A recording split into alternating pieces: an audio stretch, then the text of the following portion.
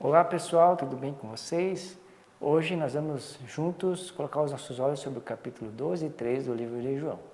No capítulo 12 começa falando uma história, continuação de uma história extraordinária que é Lázaro que agora está vivo, né? E ele então faz um jantar em Betânia e convida Jesus para estar ali.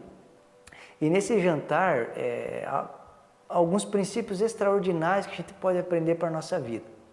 Lázaro estava sentado à mesa, Marta estava, como sempre, servindo, né, trabalhando, e Maria, ela chega e faz algo que, né, com certeza tocou e continua tocando muitas pessoas. Ela pega um vaso de alabastro, que valia muito, ela quebra aquele vaso, derrama aos pés de Jesus e enxuga com seus cabelos. Olha que coisa mais extraordinária. Nesse pequeno jantar, a gente pode aprender algo que Deus espera de mim, de você e da sua igreja. Ele espera trabalho, relacionamento e adoração. Trabalho, Marta trabalhando, né? Relacionamento, porque Lázaro sentado à mesa, isso tinha tudo a ver com relacionamento, né? E adoração, quando há uma entrega de algo precioso a Jesus Cristo. Que a gente possa ter esses princípios na nossa vida e viver isso constantemente. Que eu não seja só alguém que adora, mas de alguma maneira não trabalha, mas que eu possa fazer todas essas coisas, que minha vida seja baseado nisso, adoração, trabalho e relacionamento, adoração, trabalho e relacionamento, porque com certeza são coisas que Jesus espera de mim e de você, da sua igreja. Outra coisa aqui que me chama a atenção por que será que às vezes a gente não entrega coisas preciosas a Jesus? E com certeza a resposta é porque a gente faz cálculo, a gente faz conta, a gente põe no lápis. Essa mulher, Maria, ela tinha juntado isso durante o ano todo, com certeza isso era muito valoroso. E se ela fizesse continha e colocasse no lápis, talvez ela derramasse só um pouquinho, ou talvez ela não fizesse isso, porque custou muito caro. Mas ela, sem fazer cálculo ou conta, ela entrega a Jesus Cristo. Sabe por quê? Que muitas pessoas às vezes chegam e fazem perguntas do tipo: eu dou o dízimo do líquido ou do bruto? Por trás dessa pergunta, na verdade, ela está dizendo algo interessante. Ela está dizendo assim: ó, qual é o mínimo que eu posso dar? Qual é o mínimo que eu posso entregar? E se a gente ficar fazendo conta, cálculo, a gente nunca vai fazer coisas extraordinárias para Jesus. Quero dizer para você: larga o lápis, larga a calculadora, faça coisas profundas e preciosas para Jesus Cristo. Outra coisa que me chama a atenção nesse texto é como a gente pode mascarar com palavras aquilo que está no nosso coração. Judas, quando vê ela fazendo isso, ele diz algo: puxa, por que você fez isso? A gente podia dar para os pobres. Esse discurso talvez seja lindo, mas a grande verdade é que Jesus, conhecendo o seu coração, sabendo que ele era ladrão e que ele não estava, na verdade, se importando com os pobres, ele queria mais gastar com ele, né? Jesus então o adverte. Mas como eu posso, com palavras, dizer outra coisa que o meu coração está dizendo? Eu quero dizer a você: sempre sonde o seu coração, sempre olhe para o seu coração para ver se aquilo que você está dizendo tem a ver com coisas certas e corretas no seu coração, ou às vezes é uma maneira de mascarar, né, ou não deixar tão feio aquilo que você está sentindo ou que você quer expressar.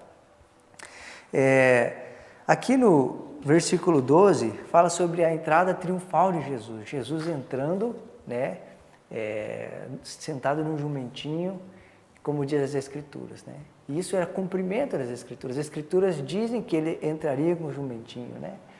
E algo que me chama a atenção nesses dias, os judeus viviam subjugados a Roma, e qualquer motim, qualquer bolinho de pessoas era motivo para Roma não gostava muito disso, né? E Jesus Cristo, agora ele entrando, e um monte de pessoas ovacionando, dizendo: Hosana, Hosana, salva-nos, Senhor, né? E ele estava, de certa forma, correndo risco por fazer isso. Mas ele estava disposto a correr risco para cumprir ou para fazer aquilo que a Bíblia diz que ele tinha que fazer. Será que eu e você estamos dispostos a correr risco para cumprir ou fazer o que a Bíblia diz que a gente tem que fazer? A grande verdade é que Jesus Cristo fez e que eu e você possamos fazer também. Outra coisa que me chama a atenção no versículo 20 fala sobre alguns gregos que eles queriam falar com Jesus. Então eles vêm até Felipe, e Felipe vai até André, e André leva esses homens até Jesus.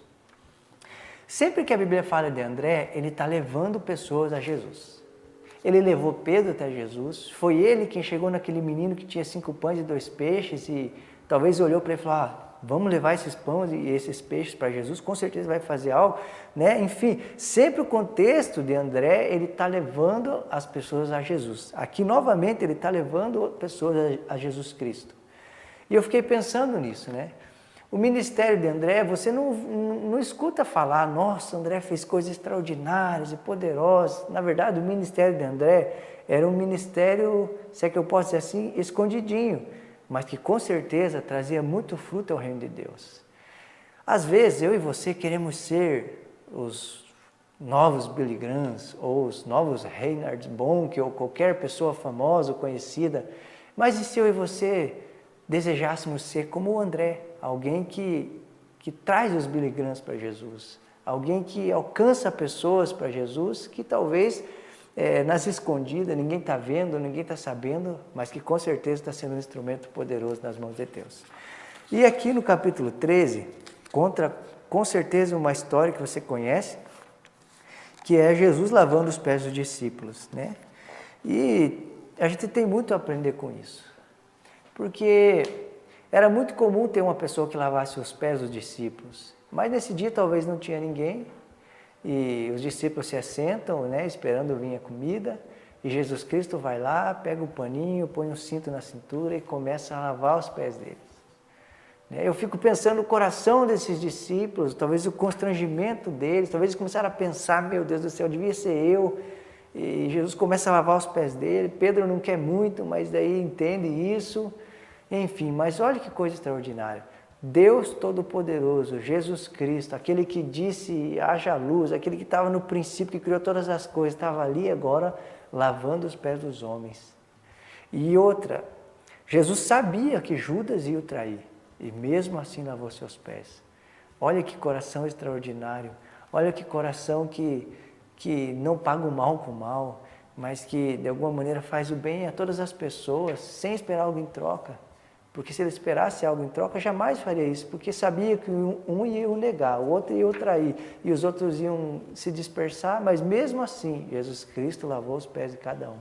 E olha o que diz no versículo 13. Vocês entendem o que eu lhe fiz? Vocês me chamam mestre e senhor, e com razão, pois eu sou. Pois bem, se eu, sendo o senhor e mestre de vocês, lavei-lhe os pés, vocês também devem lavar os pés uns dos outros. Eu lhes dei o exemplo para que vocês façam como lhe fiz. Se eu, sendo o mestre, lavei os pés de vocês, vocês também devem fazer uns dos outros. Eu vos dei o exemplo para que vocês façam como eu fiz. Que Deus te abençoe e até a próxima.